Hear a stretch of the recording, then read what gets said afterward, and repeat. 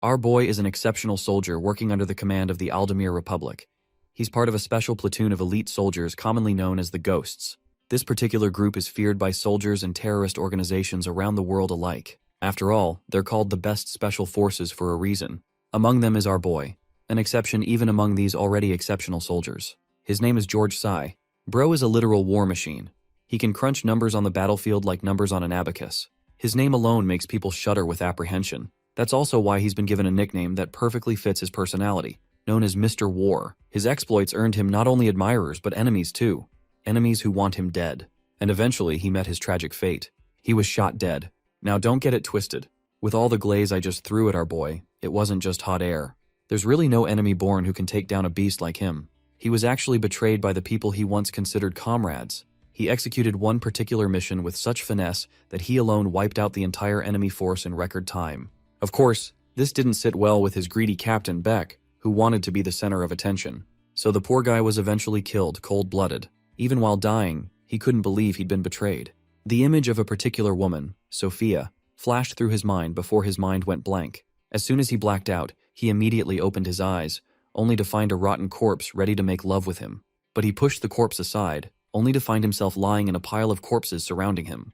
All these corpses were inside a dumpster truck that wasted no time dumping everything over the cliff. While the bodies rained down into the river, George managed to grab the ledge of the cliff and save his life. He quickly climbed up after literally teetering on the edge of death. The sheer number of corpses he just saw dumped was staggering. The guys who dumped these decayed bodies seemed chill about it, like dumping dozens of rotting corpses was just part of their everyday routine. They were glad they were feeding the fish in Tokyo Bay with some extra food. Speaking of Tokyo, it seems like our boy woke up in Japan, a place that was once his homeland in a past life.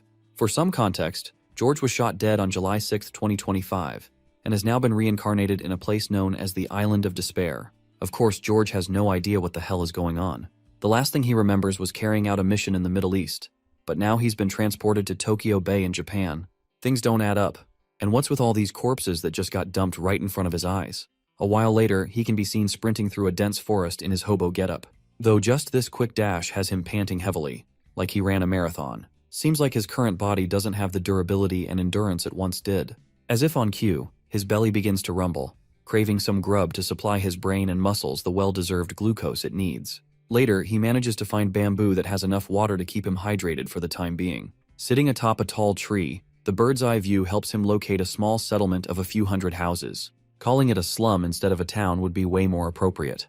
George walks around the dirty streets to assess his situation.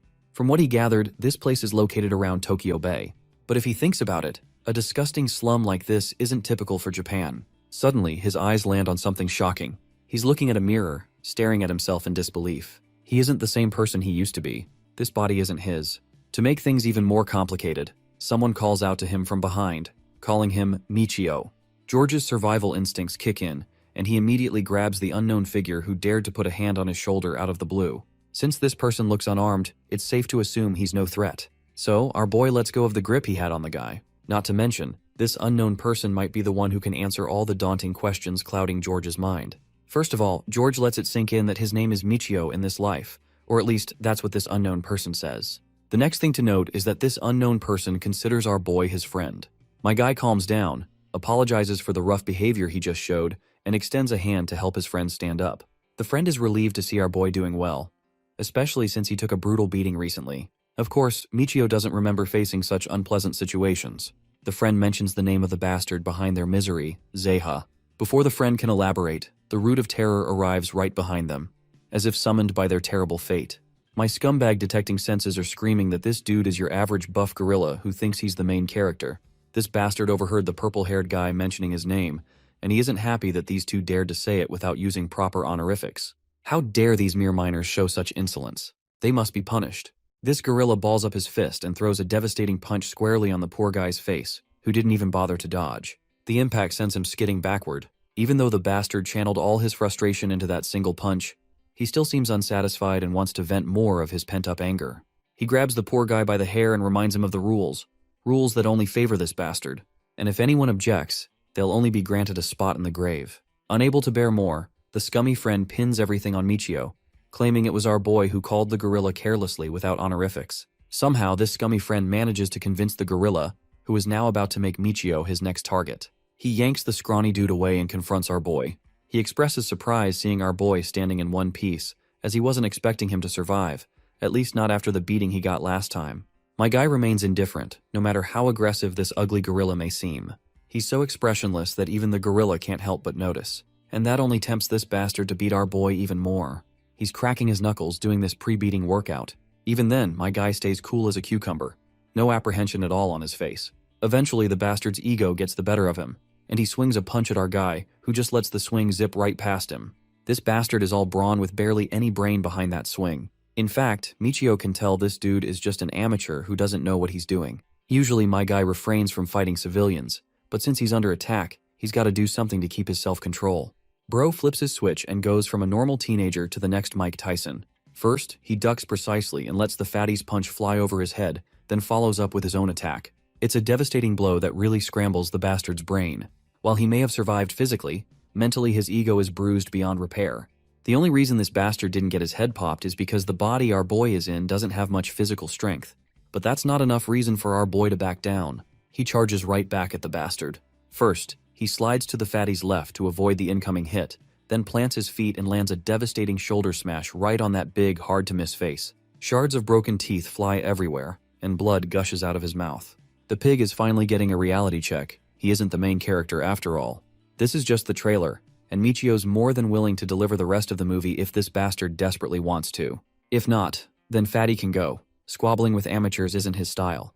With those bruise-hurting words, Michio turns on his heels, thinking the fight's over. But we all know this cliched Fatty isn't without his dirty tricks. He pulls out a knife, a literal fucking knife on a teenager who isn't even his equal. That makes this scumbag times 100. He rushes at our boy, trying to claim his life with that pointy dagger in hand. Michio may have lost his old body, but he hasn't lost his spark. He senses the strike coming. Before he can react, a kid headbutts him out of the way and takes the dagger's path. Michio meets the dagger again with agility and deflects it. After locking the bastard's hands, he shoots deadly glares sharper than the knife itself. Since this fatty pulled a weapon, it clearly means he's ready to kill or be killed. So, my guy is more than ready to fulfill this suicidal maniac's wish. He hits the bastard over his collarbone and after tripping him down, slam dunks the bastard who's the size of a literal elephant. The kid who risked it all is left with his mouth wide open, unable to comprehend what Michio just did. But we all know it's very, very, very real.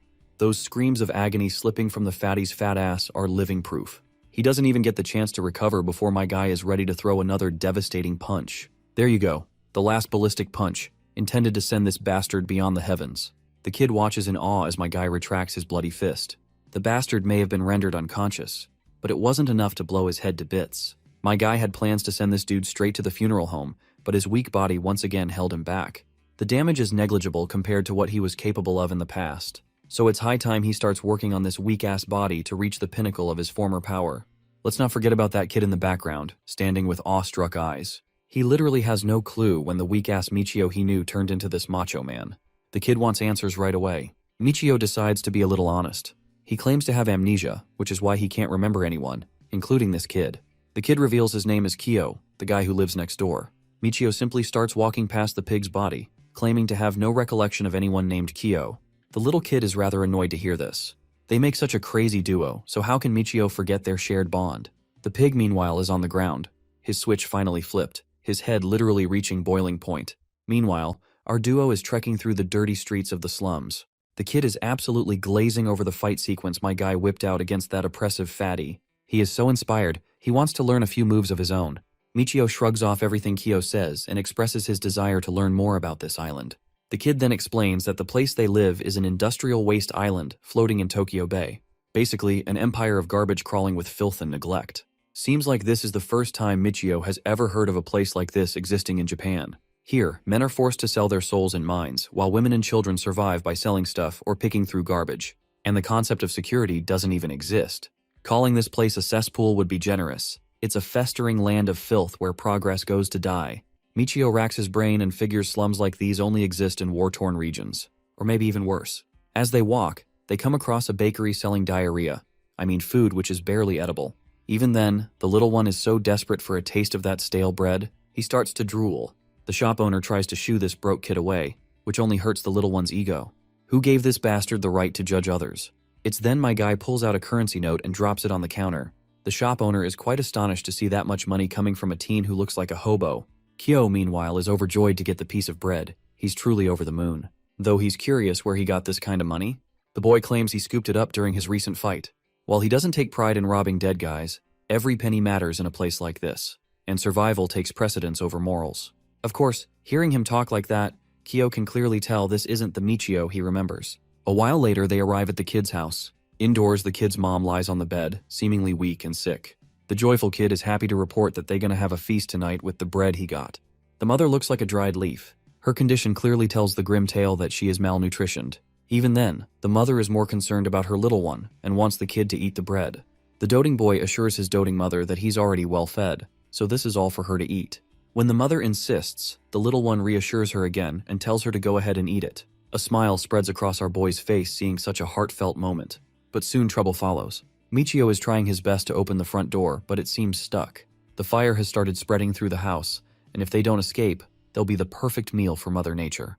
Their crib has been set ablaze by miners working under the command of that same pig who seems to want even more beating, as if one round wasn't enough. He thinks the world revolves around him and won't sit idle until he gets his revenge.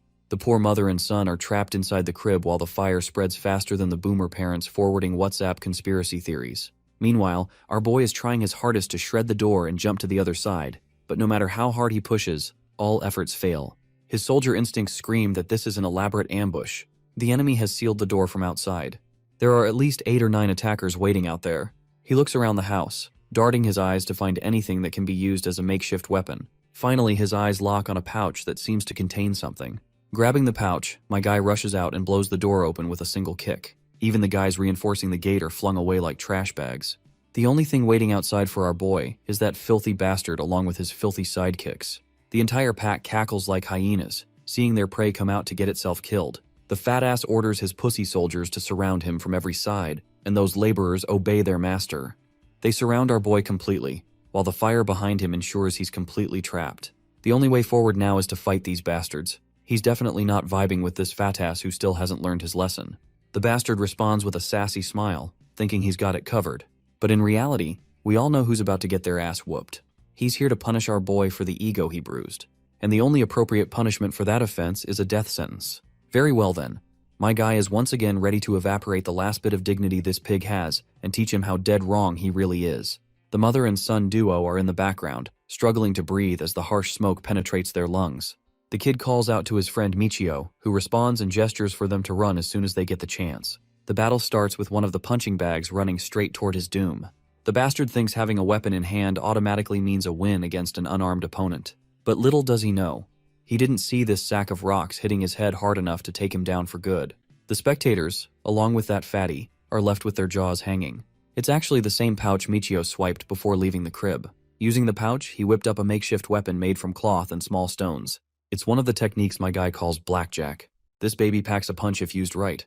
When spun to build momentum, it can easily shatter a skull on impact. It might seem like a cute, easy-to-make weapon, but it's just as deadly. The other goons haven't figured out the kind of trouble they're in and recklessly charge at their opponent. But my guy plows through the enemies, decimating them one after another with that weapon of his. A perfect skull smasher, if you ask me. Just like our boy promised, all the confidence that bastard had is now evaporated. With all the men dusted and decimated, my guy walks toward the final cookie he's got to crack. In a do-or-die moment, the poor guy takes the plunge, challenging our boy and running straight at him. If he's gonna die, might as well try. My guy swings his sack of rocks and destroys the bastard's hand into smithereens. All this whiny bitch can do is whine out loud like he just got boned from behind. The dagger he once held menacingly is now lying on the ground. The big man is finally down on his knees, courtesy of a kid not even half his age. And this is exactly why this defeat is so humiliating. My guy is ready to deliver the final blow to put this guy down for good.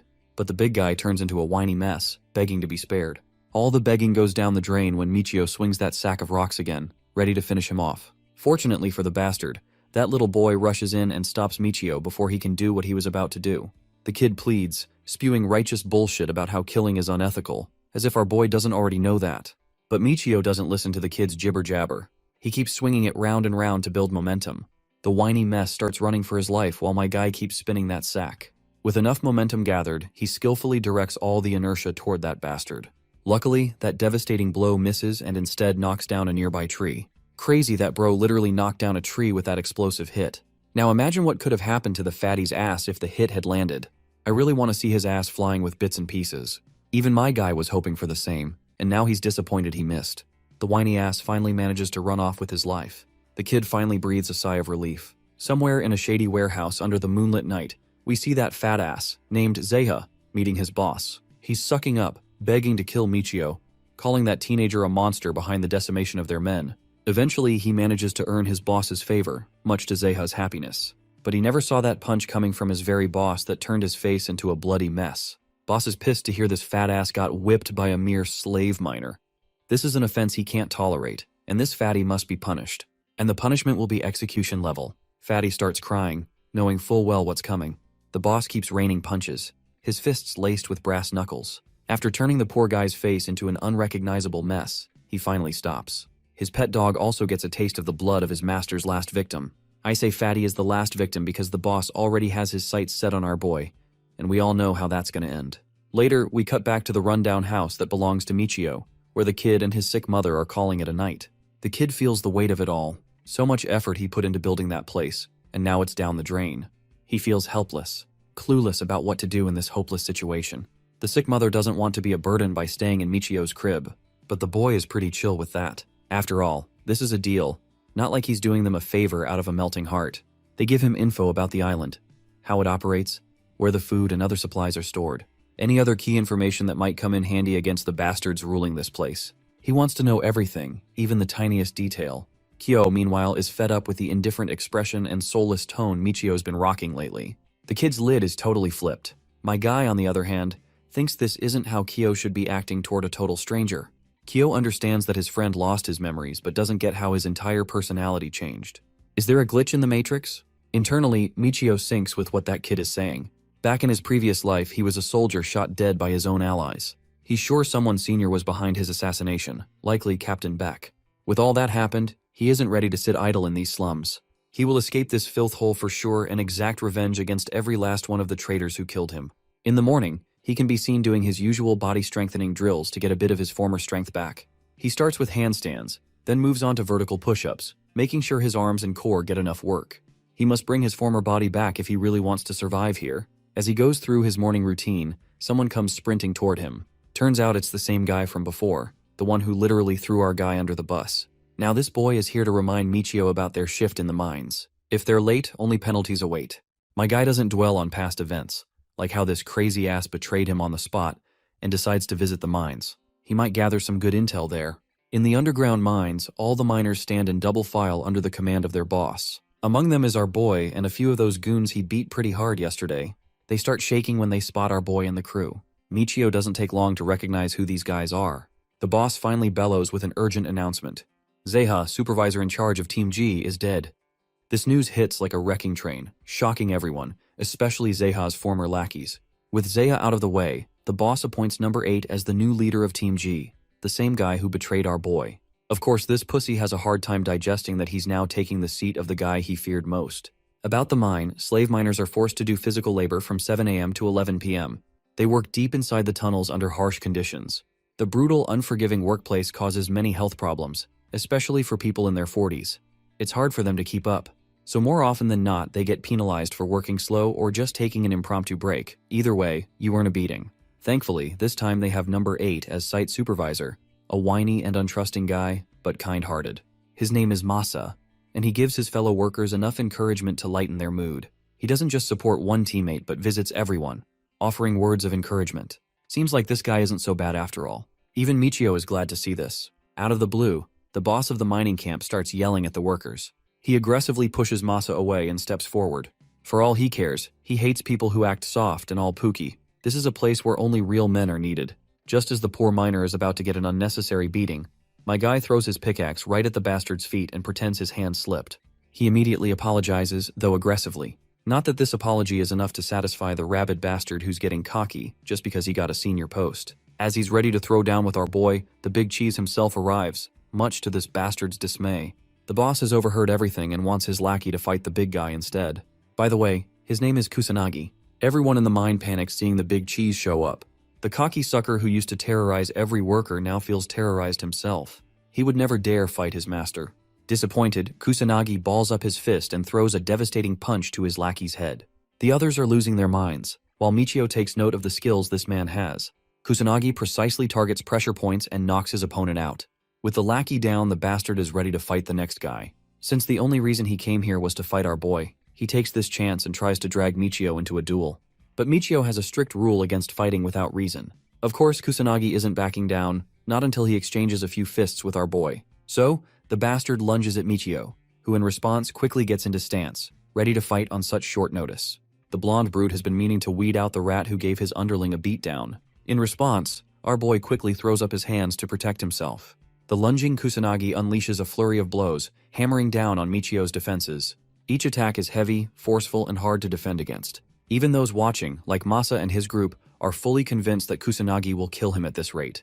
Michio himself is feeling completely overwhelmed without any chance to retaliate. He paces himself and tries to find an opening. He can't help but admit the professional fighting ability of his opponent, who is executing the best punches he can. Despite his perfect execution, no human can keep up those perfect attacks. Kusanagi's wide swings expose him to a retaliatory strike. Using that to his advantage, our boy quickly ducks the attack and bashes the bastard's face with a heavy punch. Masa's group is at a loss for words, unable to believe that their friend genuinely connected an attack against Kusanagi's face. But things were too good to be true, because even after exploiting the opening, our boy's punch failed to connect. The blonde fucker caught it, and he's actually impressed to come across an opponent who can hold his own. Bro wants to keep on fighting, when suddenly, a loud voice commands them to quiet down. Upon sight of director Akichi, the miners quickly kneel down in respect. They show him supreme respect, while he's out here trying to carry Aizen's aura. Michio now finally knows about the man responsible for governing things around on the island. The director appears to be annoyed at Kusanagi's actions, believing that they'll keep on losing slaves if he keeps beating them to death. He even threatens to report the situation to the blood-packed Marcus if he doesn't stop. The very mention of the blood-packed Marquis causes Kusanagi to shudder and reconsider his actions. Bro pulls out his charming side and acts like he was trying to help out with a bit of guidance for the miners. Walking past, Akichi grills him to the ground, reminding the brute that all he's good for is punching things. Things that actually require room temperature IQ are far above him. The remark pisses him off to the core, but it's not like he can punch his own damn boss, although I'd love for that to happen. As for the kneeling slaves, Akichi pulls up to remind them that their job is to focus on mining instead of eating dirt on the ground. To him, they're nothing more than sub-tier humans, and their only use is to keep on mining to the day they die. The scene cuts to their lunch break. Eating his food, Michio is utterly depressed because of how cold and tasteless it is. His co-workers dread the taste and feel jealous of the supervisors, who always appear to have excellent meals. The slaves beg for a day where they can experience a tasty lunchbox like theirs. While Michio's busy eating, his buddies are complaining. Surprisingly, Masa turns up to our boy, offering him a taste of the exquisite lunch he received. Since he's a supervisor, he's included among the people who can experience the joy of good food, and he wants to share it with Michio. However, our boy sharply rejects the offer, shocking Masa to his core. No one would refuse food like that, but the reason our boy refused is actually related to his personality. He doesn't like to owe anyone a favor. Hearing that, Masa decides to sit right next to him, explaining that it's not about owing someone a favor, but rather, it's his idea of apologizing. Remember when Zeha was beating him up? He pinned the blame on Michio and accused him of the act. That's why this is his way of redeeming himself, and he can't go on thinking that he betrayed someone. Realizing that Masa is actually a good guy, our boy smiles and decides to play along. He takes one piece of chicken and puts it in his mouth, believing that it should make up for one lie. But that's as far as he's willing to go with Masa's lunch. And while Masa is busy admiring Michio's actions, his houndish friends pounce on him from the back, begging to have the meal after our boy's refusal. Deciding to give up, Masa shares one piece with both of them, showing his consideration for his men. Their break is short as a superior comes along and roars at them for enjoying themselves too much. He orders them to quickly return to their posts and carry on working. Experiencing a proper workday, Michio realizes that these slaves are practically worthless in the eyes of their superiors. They do an incredible amount of work without proper food or breaks. The effects of having such a rigorous schedule takes a toll, as one of the men topples down, having reached his limit. A concerned Masa quickly comes over to check on his condition, hoping to help the man. But that's when one of his superiors comes along, ordering him to move aside. Then, he kicks the man's body, flipping him over to check his pulse. Unfortunately, the outcome is cold and merciless. The man is dead, and without even offering him a prayer, the superior roars at Group G to quickly dump their fallen comrade. This is the life that these guys are living. Masa's body quivers as he weeps genuine tears for a fallen human. He doesn't want Michio to burn himself to death like this guy. But what good will his advice do? The managers didn't care and still forced the miners to experience intense physical labor. That's right, not even the death of their own teammate can allow them a window to catch their breaths. Michio comes to grips with reality. This is the one place on Earth where human life is worth less than garbage. At long last, the excruciating day comes to an end with the manager ringing the bell. Masa can barely hold his own body together and celebrates the sight of completion. Michio, on the other hand, appears unbothered, like he didn't even go to work yet. Bro is literally built differently. He tells his friend that he's used to experiencing this kind of physical strain, so it doesn't bother him. But Masa can't believe it. He's starting to question if Michi is even human at this point. The manager roars at them to stop their pointless conversation. By the way, at the end of every day, the workers are forced to strip, and in their naked and exhausted state, they're told to walk upstairs without stopping. The manager pushes them beyond their comfort and ensures that there isn't any kind of theft by inspecting their bodies. By the way, this also means checking their bums, because apparently a thief is willing to go that far. With the inspection finished, they're brought to the surface. Here, the group G9 is stationed to get paid. For one day's work, they're paid a measly 1,000 yen. 16 excruciating hours for just this. But to the slaves? This pay is like experiencing $1 million in their bank account. One guy is acting so sus with it, I'm worried he'll marry the bill. Michio is disgusted and shocked at the state of these slaves, who are taking great joy in such distasteful conditions. Suddenly, the slaves experience true happiness, while Michio fails to understand their reactions. They're bouncing around like idiots at the sight of the smiley sale venue. The seller is a beautiful young woman who is here to sell them a flat 20% discount to appreciate their hard work. Of course, our boy didn't even know that a mining appreciation day even existed, but he's rather stunned to see all of his coworkers running around like animals just to get their sale. The same guy from earlier orders a beer and a bag of chips, cutting his wage by 1/3. But not just that, he also succumbs to his greed and takes a squid snack. Just like him, the rest of the slaves start going crazy, causing the lady to tell them to quiet down. The slaves quickly get drunk on beer, experiencing a rare joy that they'd never be able to feel otherwise. While some others try to refrain from spending all of their money, there are also people who spend the entire amount in one day. Witnessing the sight of these people delighting in short pleasures, wasting all of their money, has Michio questioning their behavior again. Even though they were being treated like dog shit a moment ago, these same slaves suddenly feel at the top of the world right now. Masa comes along and regrets being envious of others, while our boy learns that he actually doesn't spend a thing. Even though he also wants to experience happiness like his coworkers, Masa's fixated on a proper goal. He's going to purchase the Paraiso pass, and that requires some serious saving. Intrigued, Michio quickly asks him about information on the pass. Masa realizes that his friend over here quickly forgot about what they were promised on the day they arrived on the island. Back then, they were dubbed as slaves who would be forced to work obscene amounts of hours and be treated worse than animals. At the same time, they were given one last shred of hope. If any of the slaves managed to save up 1 million yen, they would be given the chance to purchase the Paraiso pass, allowing them permanent freedom from the island. At the time, everyone promised to save up their money to escape the island. Yeah, the same dude with the glasses who was lusting over his bill was roaring the highest back then.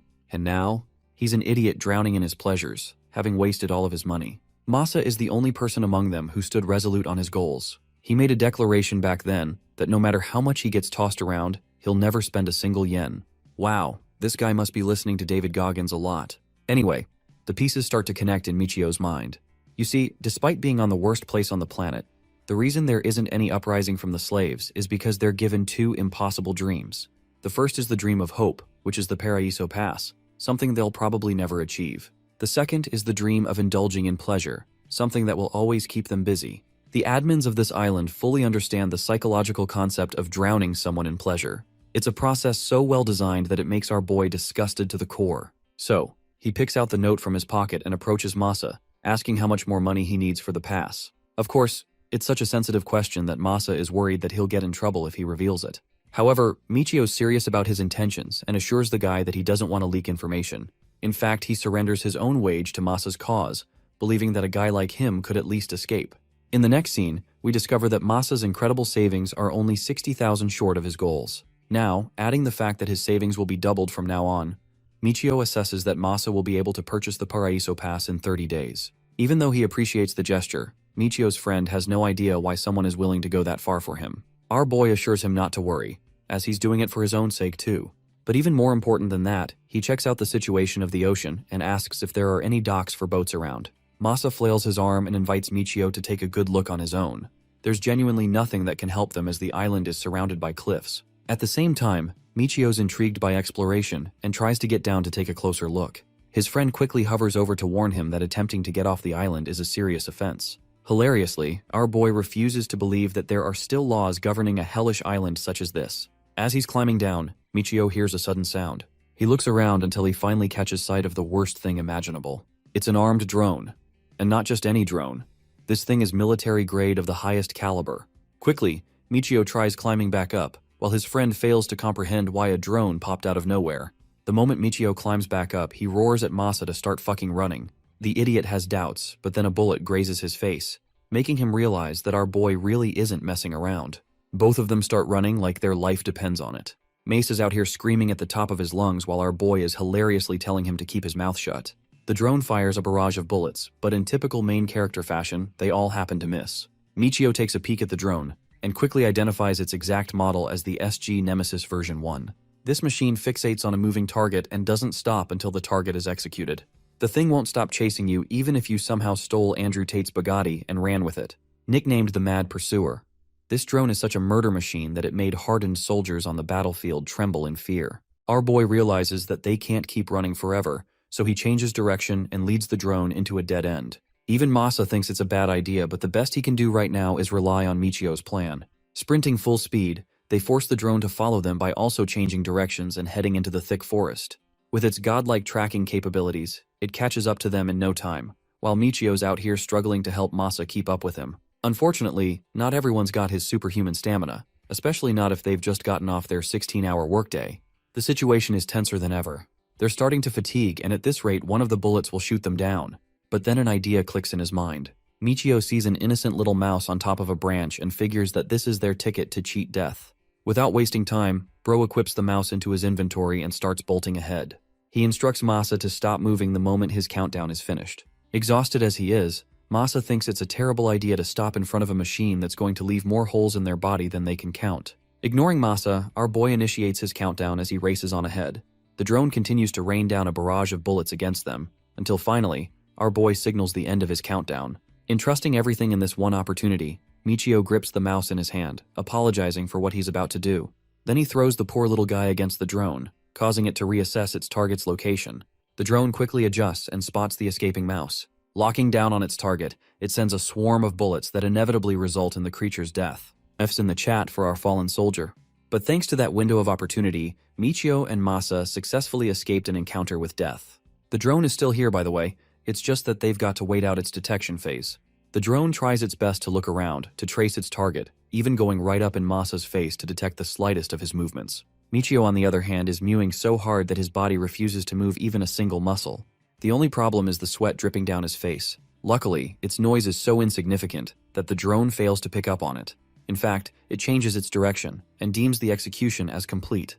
And that's how Masa and Michio survived the Mad Pursuer's wrath. It was a close call, and our boy knows it too. He helps out his friend and explains that the murder machine they were up against just now is a drone developed by the Adlamir military. Its singular purpose is to kill without mercy, and the killing is so ruthless that it fails to differ allies from enemies. The model was considered defective and brutal, so much so that it never saw its use in war again. Masa is seriously shocked at the idea of using such a drone on the battlefield. It seems horrifying. As for our boy, he's lost in thought, not knowing why a ruthless killing machine is being used on this island, especially when the drone was deemed so dangerous that it was banned from selling to other countries. This island holds more mysteries than he thought, raising the question if the Aldemir military is somehow connected to it. After a near-death encounter with the drones, Michio finally returns home. Right away, the little kid is excited to see him alive. He seems concerned that it took Michio a while to come back, but the kid's mother reminds him that he should focus on welcoming their friend properly. An intrigued Michio walks up to see what's cooking, and discovers that it's a specialty stew that Kyo's working on. Well, from the looks of it, you can hardly call it a specialty dish. But to Michio's shock, the kid describes this meal as a fancy treat because of the leftovers they received. Yes, leftovers, and yes, fancy. It only paints the picture of how miserable the life of these slaves truly is. Without further ado, it's time to dig in and test the skill of midget Gordon Ramsay. Michio takes a spoonful in his mouth, thinking it will be a savory, delicious meal. But you can hardly call it that when looking at his face. Bro is questioning his life's decision, describing the taste as intensely sour and questioning if this shit is even safe for consumption. Even when it came to his depressing military rations in the past, they were a lot better than the dog food he's having right now. Here's the thing though, even for such a depressing and disgusting meal, Kyo appears to be having the time of his life. Yeah, Michio can't even comprehend such a reaction. It's like the kid hasn't tasted anything better in his entire existence. While Michio's wondering about the kid's fascination for such food, He learns that the leftovers on this shitty island are actually really difficult to come by. In the end, Kyo had to eat even worse food while growing up, so this stuff feels like heaven to him. As the boy is devouring earthworms like they're savory noodles, his mother shows a concerned look on her face. She can't even face her child, and Michio picks on that. With the greatest wonder and excitement in the world, the little boy celebrates at the sight of a tiny piece of meat among the leftovers. To the slaves and the people living on this island, finding a piece of meat is like winning the lottery. The kid scoops it up with delight, and with their meal finally concluded, he turns to our boy with an open palm. Confused, Michio has no idea what he's supposed to be handing over. With an annoyed expression, the boy shouts that he deserves the food money for making a nice meal for them. Unfortunately, the only wage that Michio earned was quickly handed over to the other guy, so he's got nothing to give. Poor Kyo is devastated hearing that our boy surrendered his money to a completely random dude. Things get even worse when Kyo learns that he's going to keep on forking over his daily wage to Masa from now on.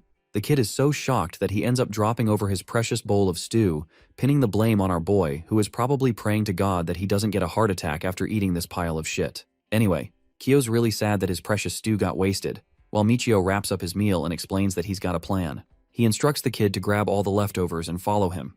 The kid's got no clue what our boy has in store, but he decides to follow his advice anyway. So in the very next scene, they're out here in the forest, staring down a basket and a bunch of scraps. Kyo's got no clue what this guy's about to do in the dead of the night. Surprisingly, Michio uses the bowl of stew and flips it over on the ground. It appears like a waste of precious food in Kyo's eyes, but that's not the point. You see, our boy's smart. He intends to use the stinking leftovers as a means to prepare a trap. You remember that basket? It's supposed to be an anchor to catch any animal that tries to eat the food.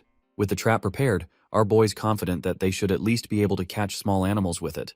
Of course, the very mention of rats is enough to disgust anyone, even someone like Kyo who lives on a gutter island. Here's the thing though. Michio explains that sewer rats are known for carrying diseases, but those found in the wild are a whole different story. They're an excellent source of protein to be used in the time of need. Also, he's totally fine with catching something else if Kyo's uninterested in eating rats. Michio invites the kid on a longer walk. Some time passes, and the kid's curiosity begins to bother him. He wonders if they're planning to set up more traps to catch prey. It doesn't make sense to set any traps in thicker parts of the forest in Kyo's eyes. However, the hardened soldier understands the importance of such overgrown thickets.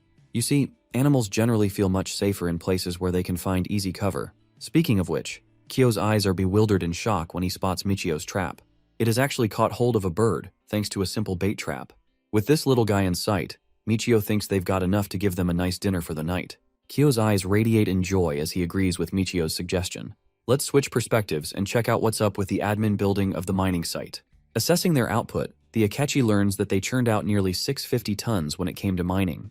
However, 9 slaves died in the process because of exhaustion. With so many deaths piling up in the span of 1 week, it's a surprise to no one that their malnutrition and weakened states are catching up. Ueshima, the deputy director of the project, speaks for the lives of the people. The kind-hearted man understands that they should help them out more with proper food and rest times. But of course, being the disgusting piece of shit that Akichi is, he tosses the papers up in the air in an effort to look cool. The word human life disgusts him as the people living on this island could barely be even called that.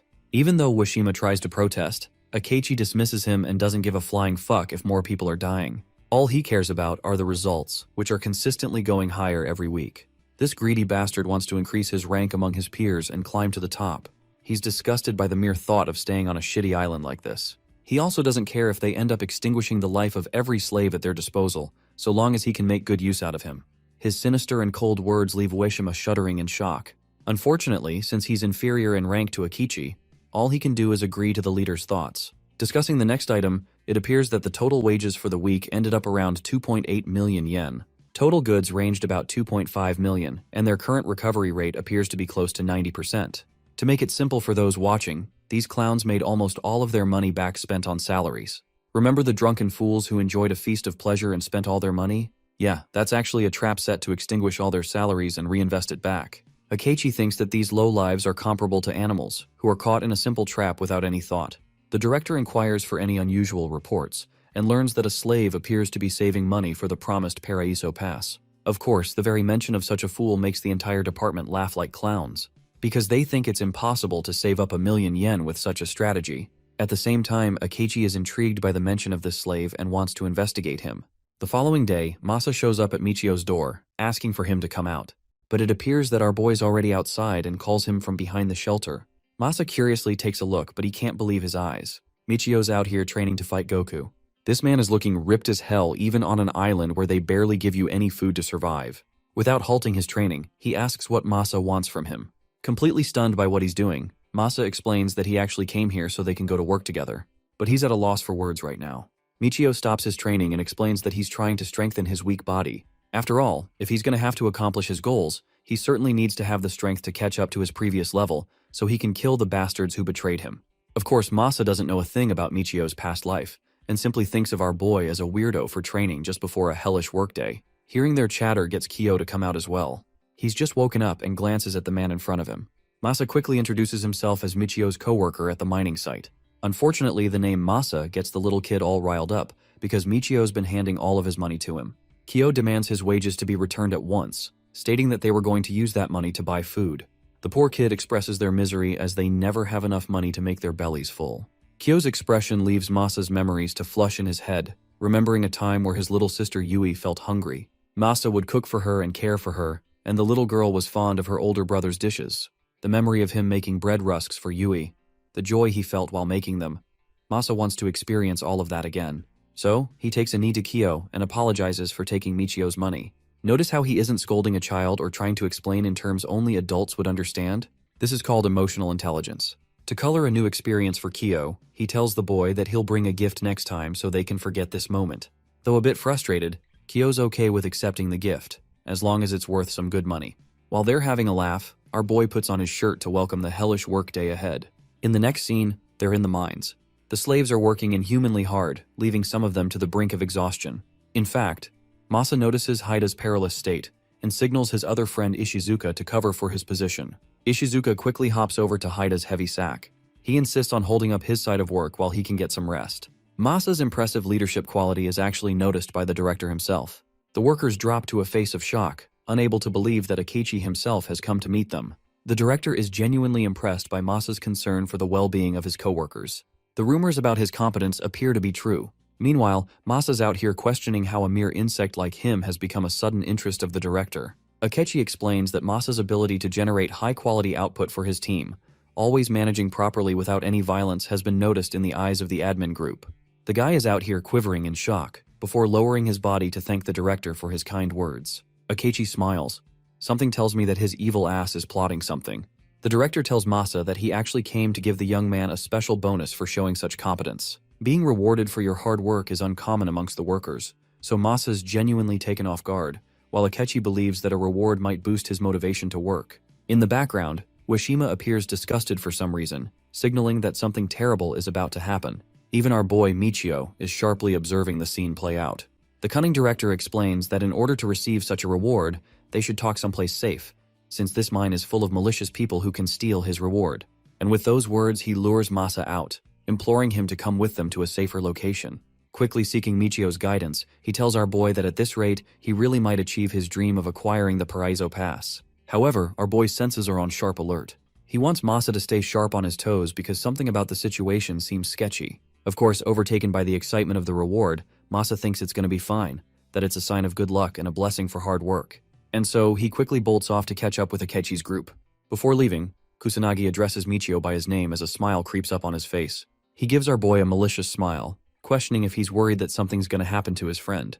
Kusanagi ends up telling Michio that they're going to use Masa's place for a gathering.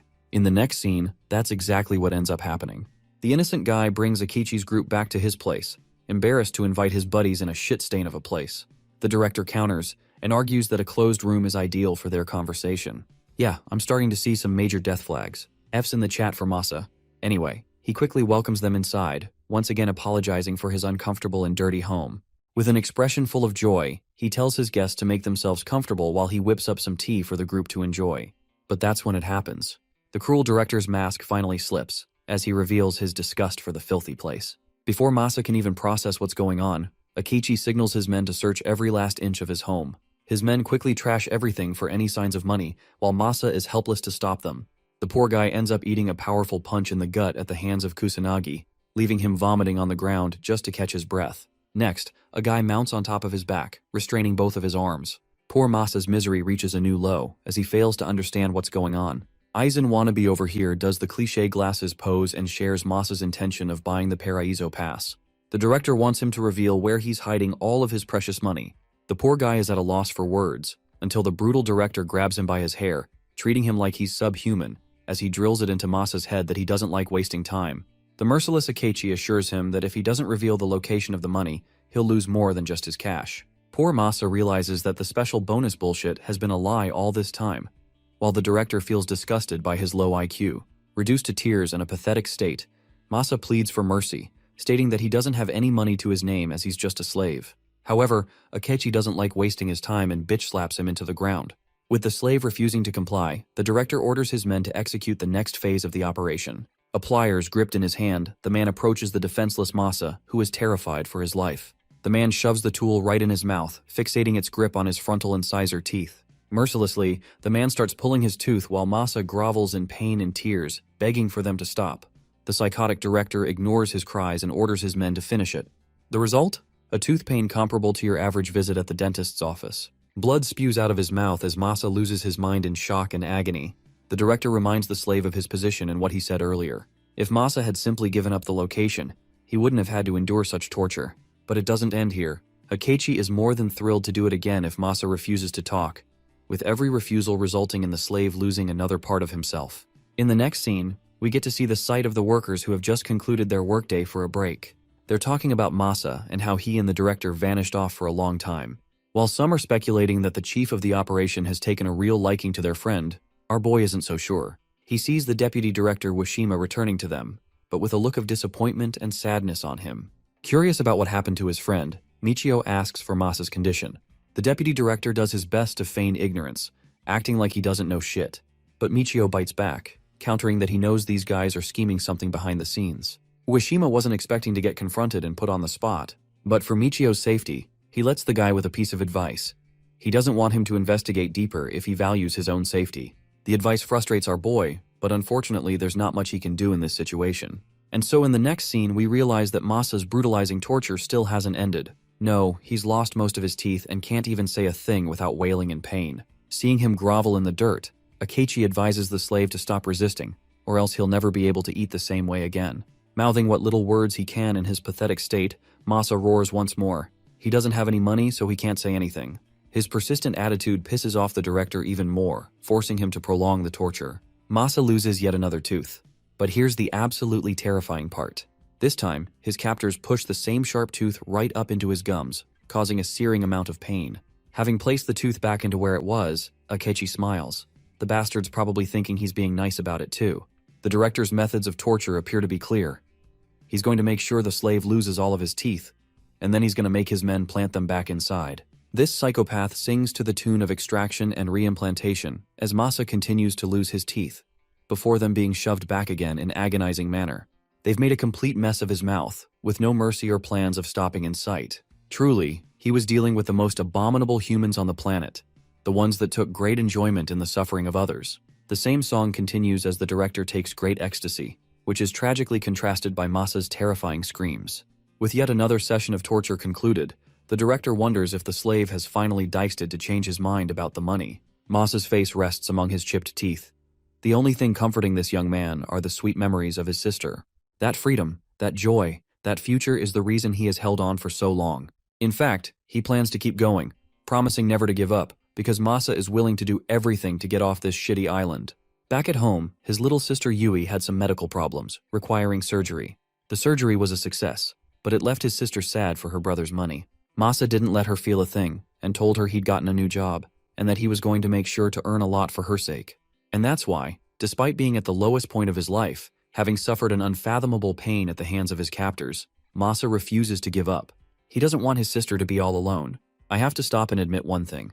Masa has just become my favorite character, even more than Michio. What an incredible guy. The director's starting to reach his limit. He can't believe that a mere slave is out here putting up a fight and still acting tough in the situation he's in. In response, Masa still doesn't budge and maintains his story. He has no money. Akichi is starting to run out of options, until Kusanagi decides that it's a good idea to step in. The first thing this meathead does is kick his own men. Even the director is shocked by Kusanagi's sudden move. The blonde brute thinks that their current tactics are failing them, and that it's time to switch strategies. Before Akichi can even ask what he wants, Kusanagi grabs the whimpering slave and admits that he's actually quite proud of Masa's spirit. Proud as he may be, this man quickly comes up with a Haymaker 9000 and delivers it right into Masa's guts, literally shattering his ribs. Spewing out blood in yet another wave of unimaginable pain, Masa is groveling to catch his breath. The blonde is once again impressed, and thinks that the people who refuse to talk even after a beatdown are the most enjoyable to torture. So basically, this man is out here enjoying himself while crumbling Masa's persistence. He loads yet another punch, the same punch that is capable of shattering one's bone upon every impact. The tortured slave describes this situation in his mind, believing Kusanagi's punches to be even more painful than the torture of pulling teeth he endured all day. Taking great joy in hitting him, Kusanagi prepares to hit him again. If this attack connects with his head, even Masa knows that he may not survive it. His final thoughts are once again his sister's precious memories, who really only cares for her brother to return alive. The soul-reaping punch connects against Masa's body, while Akichi enjoys the sight, commenting that all of his miseries could stop if he starts talking. The brutal beatdown continues. Kusanagi destroys him front and back, treating him like a punching bag. Masa's torture is copuled with his sister's beloved face. He's sent flying with every punch and still refusing to talk. The director's composure is starting to crack. He roars at the slave to just reveal the damn location of the money. Despite all the hell he's endured, Masa still doesn't fall. He maintains his stance, there is no money. What a guy. Akichi's done with the torture and gives full permission to the meathead to end his life. Taking great delight, the guy loads a monstrous punch as the scene cuts off. While this is happening, Michio is blitzing full speed to catch up to his friend's place, clearly worried after his conversation with the deputy director. But when he arrives inside, there's nothing. Nothing except a pitiful man, covered in blood and bruises all over him. A man who can barely breathe, but still manages to utter Michio's name. Michio's appalled to see his friend in such a condition, and holds him in place. Thanks to his military experience, he fully understands the dreadful condition Masa is in. This kid has fractured most of his lower ribs, and even his breathing is at an alarmingly rapid rate. This is bad news, especially when there's a chance of a rib piercing one of his lungs. As for his face, Masa appears to have nasal and eye socket fractures all over him. Not to mention the skull fractures too. There are painful stab wounds inside his gums, and clearly no teeth to be found. I think Michio's hopes for his friend's life are slowly withering away, just like mine when I see Masa in such a state. Weak pulse coupled with such traumatic injuries, it only leads to one question in our boy's mind. He's dying to know what kind of humans continue to torture someone to such a condition. Despite his state, Masa strings together a bunch of sentences and feels sorry for not following Michio's advice. In the end, they really were after his money. But even after all this torture, he didn't break. He protected it with his life. All that determination barely matters anymore, because the money is useless to Masa in the condition he's in. So he makes a noble decision to entrust every last penny to his friend Michio. But because of Michio's personal beliefs, he doesn't like to be owed favors. In fact, he's got hope in his friend's recovery and wants Masa to use it to help himself. However, it appears that Masa's spirit has already accepted the cold, hard reality. He's not going to survive. He's dying in his friend's arms. And if he doesn't hand over the amount to the one person he trusts most, all of it will be for nothing. And so Masa reveals the location of where the money is stored. The place is just up ahead. It's a marked tree, and just next to it, the money is buried underneath. Masa fully understands that he's working night and day to acquire this amount. The fact that he's entrusting it to Michio means a lot. The only thing he asks in return is for Michio to find his sister once he's off the island. The mention of a sister surprises our boy. Even in death, Masa can't help but rejoice in the memories he shared with her, of how she cut up her favorite skirt just to give her brother a present for working so hard.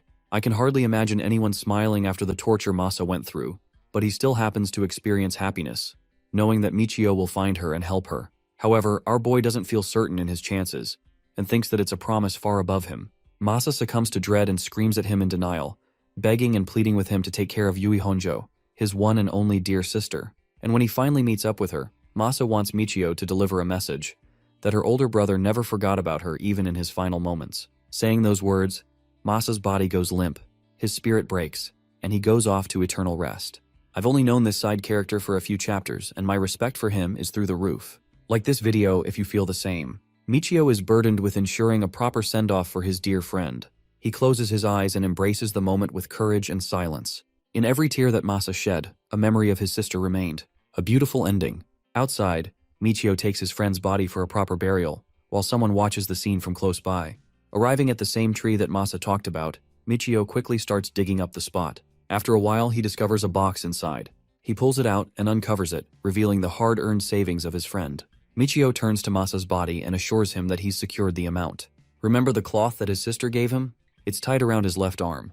Michio quickly undoes the knot and decides to keep this as a final token to remember his friend. He bands it together around his face, using it as a mask, and thanks his friend for helping him. Just when we all thought that shit would calm down, Akichi and his goons arrive from out of nowhere. They're surprised that Masa endured the torture to his death, losing his life as well his money because now they've located it. In the eyes of the psychotic director, it's a fitting end for a bottom-feeding heap of trash. Michio simply stares at him without a response, while Akichi quickly tells the unimportant slave to surrender the amount. Our boy gets up and gives this scumbag the meanest side-eye I've ever seen, refusing to give up the amount. The director sees Michio as nothing more than just another foolish slave. He tells his men to quickly seize the money, believing that it'll be just as easy as last time.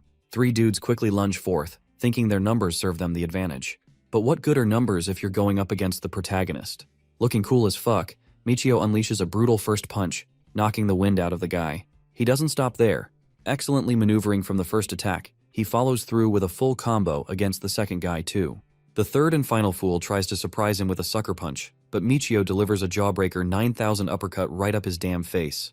The 3 men are immediately put down, as if they were nothing more than children. Finally, our boy breaks his silence, stating that he was entrusted the money by his friend. The war funds will be used for his own objectives, and if anyone dares to steal it from him, he'll make sure to annihilate them. The director thinks his men are useless and decides to bring a gun to a fight with hands. This man thinks the answer to every problem is a Glock, and yes, I know he's not holding a Glock in this scene, but you get the point. Michio is alarmed at the sight of the weapon. As fast as he is, he can't exactly uppercut a bullet. But thanks to the blonde brute's ego, Kusanagi steps in, believing that it's not worth it to use a bullet. It seems like he's giving good advice to the director, when really, all this man wants is a chance to finish their fight from the first time. Bro wants to square up at every opportunity. Send this dude's address to Goku. Michio doesn't feel intimidated, while the director orders Kusanagi to wrap things up quickly. Both fighters get into fighting stance. I'll be Captain Obvious and say that our boy's clearly outclassed when it comes to size and strength here. Kusanagi knows that and lunges forth like a predator locking in on his target. The fight starts off with Michio blocking and deflecting his blows, sustaining minimal damage. From this small exchange, he has acquired insight into Kusanagi's fight style. He's got the skills of a professional boxer, and he even takes his time to compliment our boy's impressive footwork. At the same time, Kusanagi believes that one can only dodge for so long. But what he doesn't know is that Michio has ultra instinct to spam infinite dodging, because he does exactly that and connects a powerful punch against the dude's liver. Initially, it seems like the attack did some serious damage, but this story portrays the concept of size and strength perfectly, because the blonde over here feels nothing even after the attack. A liver blow is no joke, and yet Kusanagi is out here acting like it barely even tickled him, proving that Michio's seriously gonna have to up his game in order to defeat him. In response, Kusanagi hammers away a solid punch, and his attack literally sends our boy flying back. It's such a brutal blow that it takes a second for Michio to maintain his stance afterwards. Adding in Akichi's commentary, he thinks that a cat can only dodge so much against a tiger. Despite the shit talk, Michio goes back into the ring and offers a barrage of punches to strike Kusanagi down. His impressive punches and speed are enough to astonish the director, but then again, this level of strength isn't going to be enough to take down a monstrous opponent like Kusanagi. Speaking of which, the guy readies yet another powerful punch, alerting our boy to block with both his arms. The strike connects and devastatingly enough launches Michio into the air again. Once more, he's had to regain his stance. But only this time, our boy's standing at the edge of the cliff. If he falls from this height, death is guaranteed. Kusanagi rages on, believing that dodging won't do much to help the slave.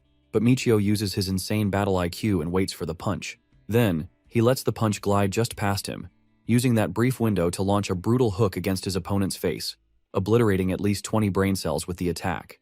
The attack connects and genuinely leaves Kusanagi dazed after the impact. His body may be sturdy, but the human head can only endure so much physical trauma. Michio's first successful punch may have started to shift the tide of battle. However, Kusanagi instead takes great joy that he's being pushed around for once. He's viewing this battle as an actual fight.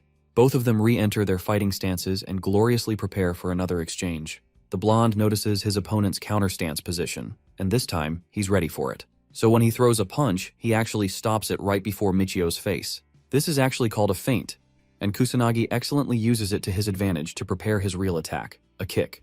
From the perspective of the director, our boy is sharply observing Kusanagi's movements, thinking of him like your average boxer. But here's the thing, this blonde brute also knows how to throw kicks in between his attacks, complicating his fighting style. In the span of a few seconds, Michio's intuition kicks in as he quickly changes his stance to block the destructive kick targeting his head. His successful defense stuns Kusanagi for a good minute and leaves him startled for an opening. Our boy tackles him down using this opportunity, seizing the ground. Seeing Kusanagi overwhelmed and overtaken like this has stunned the director's very soul. Even the brute himself is at a loss for words. It's as if Michio read his intention to create a feint and use a kick from the beginning. While he's manhandling a guy twice his size, Michio explains that he could read the subtle difference in his lower body stance, indicating to him that his opponent is used to kicking as well. And with that nugget of explanation, Michio elbows the shit out of his face, leaving a sizzling pain in Kusanagi's face. This guy's basically done for as Michio prepares yet another elbow to end the fight. But somehow, Kusanagi manages to pull the odds back in his favor. He successfully grabs a hold of our boy's neck, leaving him extremely vulnerable in such a position. The blonde meathead thinks that it's a pity because Michio came really close to winning the fight, but he quickly forgot about one thing. This isn't a martial arts fight where they have to follow rules. Saying so, he slams our boy into the ground and starts choking him out. Kusanagi roars that this battle is a proper brawl where anything goes. Michio's struggling to breathe and really doesn't have many options here. As for the director, Akichi is embracing entertainment. He hasn't seen Kusanagi go all out against anyone like this before. Even though many slaves in the past rebelled, it never went their way. Some of them were even skilled in martial arts, but in the end, they were slaughtered by Kusanagi's hands. The thing is, this guy fights dirty, he's a brawler, he's a street fighter, literally. That's why he thinks he's above ordinary martial artists, who are far inferior to his level. His experience in past battles gives him confidence as he chokes Michio on the ground. Luckily for our boy, he quickly applies the correct technique and angles a palm strike against Kusanagi's neck. Furthermore, he positions his leg in a stance that distances his opponent from getting a good hold on him. Kusanagi is starting to realize that he's not dealing with an ordinary martial artist over here. Our boy quickly shows him who's boss by maneuvering his legs into a position that they lock Kusanagi's arm, and then using the same maneuver, Michio transfers the momentum to his lower body weight, crushing Kusanagi on the ground and gaining back his chances of victory. The blonde brute doesn't even have the chance to process the situation. Michio has locked away his arm and pushes him down to hold him in place. Understanding the position they're in, Michio reminds his dear opponent of the shit he said earlier. If this is a real brawl, then everything goes, right? To demonstrate his point, our boy shatters Kusanagi's damn arm, sending him a river of roaring pain. Losing an arm makes him Michio's little bitch. Our boy gets on top of him and emphasizes that even though this is a brawl in Kusanagi's eyes, to him, this fight is even less than that. It's just a murder spree of one man, the most dangerous man the Aldemir army has ever recruited in their special unit, George Sai. He had a record for having an unmatched combat ability, so his fights could hardly be called a brawl. Kusanagi doesn't know any of this. He's just intrigued by what a mere slave has to offer. Applying a dirty tactic, he uses his fingers and aims right for Michio's eyes. Responding to a dirty tactic with a dirty attempt of his own, Michio smashes his head against the force of the fingers, immediately breaking them and giving Kusanagi another painful experience. The thing about Michio is that in his past life, all he's ever known is a battle between life and death as a soldier. He's a killing machine who doesn't have any restraint. In fact, even now he goes for a full hammer thrust of his elbow, aiming to crush Kusanagi's head. Luckily for Kusanagi, he was able to evade it in time, but the same damn elbow didn't have any form of hesitation behind it. It even left a dent in the ground, making the brawler question who the hell he's up against. Any ordinary man would have hesitated before the act of taking a life. But Michio? A mere slave is appearing to show no signs of hesitation. It's like a regular Tuesday for him. He doesn't even care or show emotion. He's literally being John Wick about it and thinks it's just another kill. The realization finally hits Kusanagi. He's dealing with someone who will only stop when he kills his target. Pathetically, the brawler tries to block with his broken arms, but he left an opening that Michio easily exploited, targeting a pressure point in his neck, adding on to his agonizing pain. Now the situation has completely reversed. It's Michio holding him down and choking his opponent out, and Kusanagi quickly realizing that he made a grave mistake understanding this guy. In his eyes, there's no doubt about the fact that Michio is a literal killing machine. That's the last thing he thinks about before our boy bashes a brutal punch in his damn face, knocking him out cold. Let's talk about our boy's fighting style for a moment. George Sai, or rather Michio, specializes in an efficient martial arts style called Krav Maga. Most special forces use it among different countries, and it's often considered the world's strongest martial art for close combat encounters. By the way, knocking someone out cold isn't enough for our boy. He grabs a chunky stone from the ground and aims to bash Kusanagi's skull with it. Fixing his sights to smash his head to pieces, Michio shows no hesitation in swinging the stone all the way down. Right as he's about to connect the stone with Kusanagi's head, Kyo's words start flowing back into his mind. The boy who begged a ruthless killing machine against becoming a murderer. Remembering that one moment causes Michio to reconsider his actions. He chucks the stone away into the water. The fight is over, with Kusanagi out of commission. Or so you think, because this stubborn meathead gets up a minute later to go again. Bro's lost like half his teeth and he's still out here yapping about enjoying the fight. Dude wants to fight to the death, and Michio quickly realizes that round 2 is about to start. But before either one of them could do a thing, our boy hears Akichi loading his gun from behind. Hearing that, he quickly dodges before the shot is fired, causing him to evade the line of sight. Unfortunately for Kusanagi, Bro ended up taking the hit for free. Having dodged the encounter puts our boy in trouble, because he's headed right into the sea. While he's got to worry about falling, Kusanagi is out here processing the bullet wound in his chest. By the way, Michio managed to catch the edge of the cliff to survive, while the director is out here frustrated that he missed his one shot to take down the slave. At the same time, he doesn't even feel guilty for shooting Kusanagi by accident. In his eyes, Bro's just a loser who couldn't finish off one slave. The blonde brute curses at him for his sudden betrayal, but this psychotic director thinks it's only natural to put his servants down when they are no longer of any use to him. In one final act of rebellion, Kusanagi charges ahead. Yes, Bro is charging at the guy holding a gun aimed at him. Akichi takes great joy in shooting him numerous times. Now, I don't know what kind of plot armor this blonde fucker is wearing, but tell me how he's able to run through multiple gunshot wounds. Even the director is like, what the fudge is happening?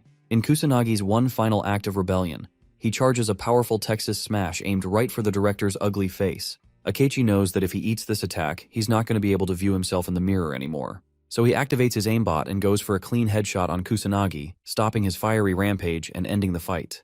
The punch only stopped inches away from Akichi's face, so it still made him shit his pants. It's just that he couldn't experience the physical beatdown of it.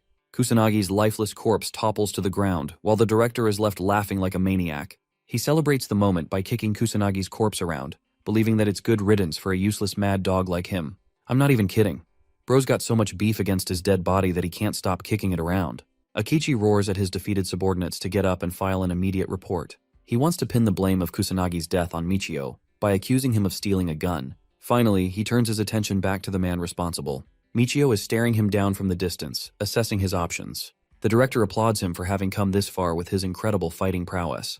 But at the same time, the sinister director reminds Michio that a single man can't win a war no matter how much he tries. In the end, weapons and strategy win them all. Surprisingly, Michio throws his hands up in the air, as if to say he surrenders. This gesture comes across as a surprise in the eyes of Akichi, who takes great joy in knowing that even a powerful fighter is afraid of being caught at the end of a gun. Michio doesn't say a word and maintains his position to surrender. The director doesn't want to spare his life, after all. He did just waste his time and his precious bullets. Arrogantly, Akichi walks up to the guy, pointing out that the slave made a poor choice running to the edge of a cliff.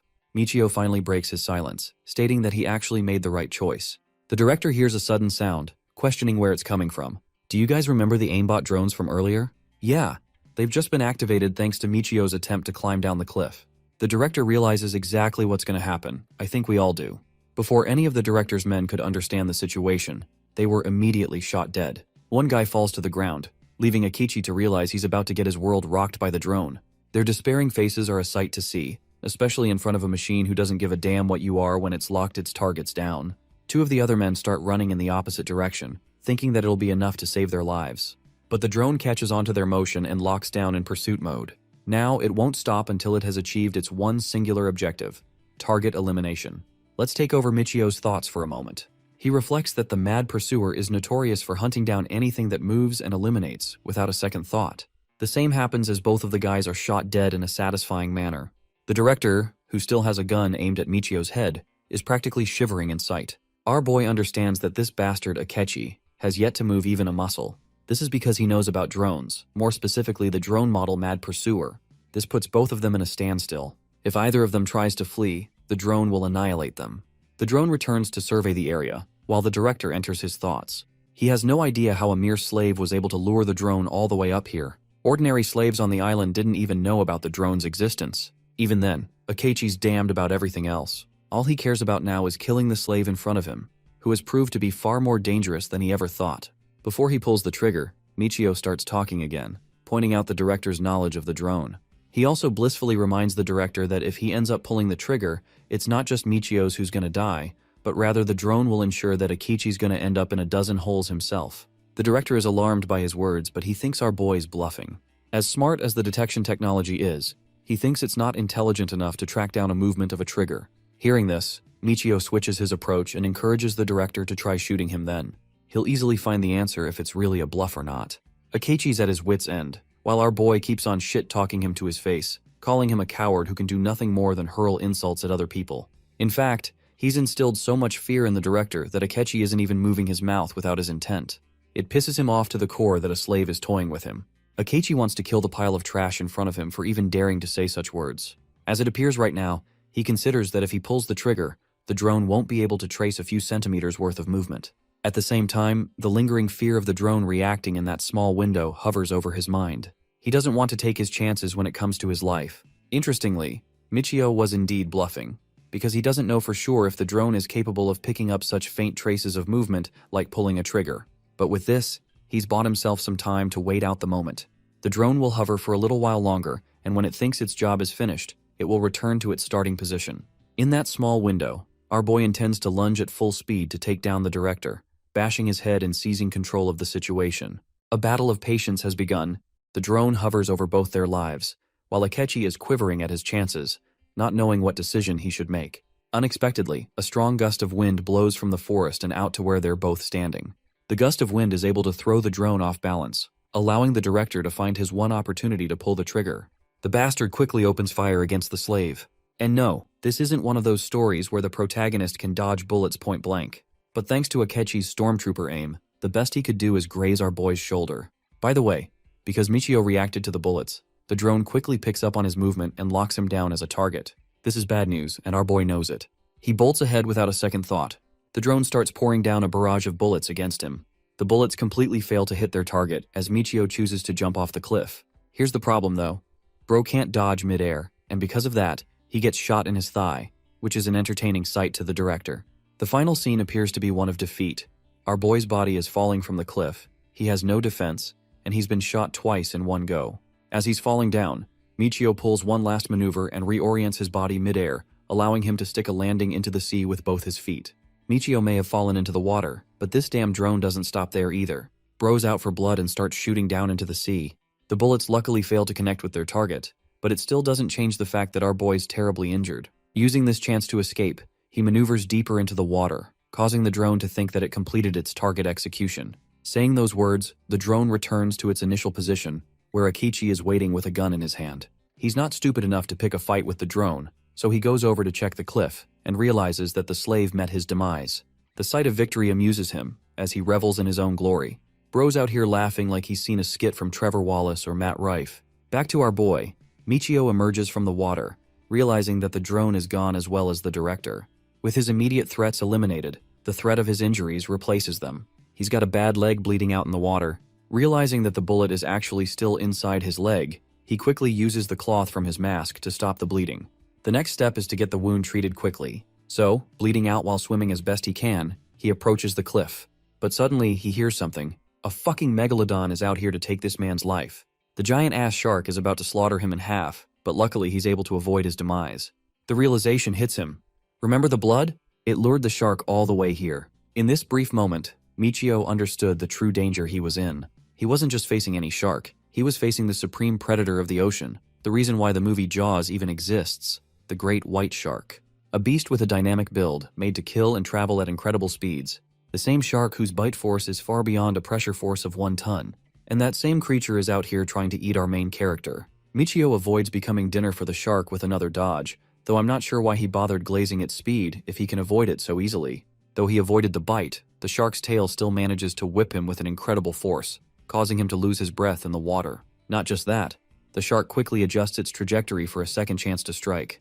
Michio goes up to reclaim his breath, and it's here that he sees a faint shadow of the great white quickly growing bigger and bigger. Understanding that he's about to get attacked from below, Michio seizes the initiative and goes into the water. He extends his arms flat and starts aura farming in a T-pose.